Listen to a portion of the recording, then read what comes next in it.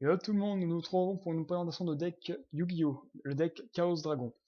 Alors, le deck Chaos Dragon est un deck assez ancien, il date de 2012, mais je voulais vous faire un deck profile justement pour vous montrer à quoi pourrait ressembler un Chaos Dragon dans le méta actuel. Alors, ce qui m'a motivé à faire Chaos Dragon à l'époque, c'était les YCS Toulouse, le report, avec le gagnant, Peter Gross. C'était un YCS qui est passé du 14 au 15 avril 2012.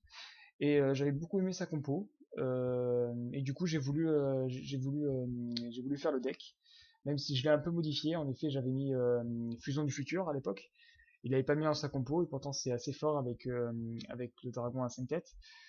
Et, euh, et j'avais aussi échangé Rayo et Illusionist d'effet. Il jouait Illusionist d'effet en side. J'ai préféré les jouer en main deck. Donc, aussi j'ai mis trois dragons son métalliques aux yeux rouges. Et je jouais à 42 cartes à l'époque. Donc là c'est un deck à 40 cartes que j'ai repris par rapport à la compo de Access Toulouse avec la banlist actuelle. Donc on va commencer par les monstres. Donc il y a 31 monstres dans le deck. Donc 3 dragons pulseurs de lumière, 3 dragons du flamboiement des ténèbres, 3 Wolf Eclipse, 3 Gorz l'émissaire, 3 Lilala magicienne Seigneur Lumière, 3 Rico, le chasseur, 3 illusionnistes d'effet, 2 soldats de cartes, 2 sorciers du chaos, un dragon son métallique aux yeux rouges, un dragon armé de ténèbres, un soldat du trône noir émissaire du commencement, un Rayo, du coup on joue Rayo plus illusionniste d'effet, une guide des enfers, pour avoir une cible Curé Bandit.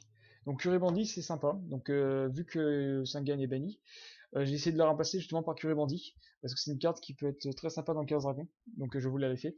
Durant la phase, cette carte était invoquée normalement. Ce tour, vous pouvez sacrifier cette carte et voler les 5 cartes au-dessus de votre deck. Vous pouvez ajouter une carte magie piège dévoilée à votre main et envoyer les autres cartes en restant au cimetière. Donc vu que le but du deck est de beaucoup meuler, c'est vachement pratique. Ensuite, 3 échanges solaires, 2 trous noirs, un Rayo Keep, 2 renforts de lumière et une invitation des ténèbres. Donc passons à l'extra deck.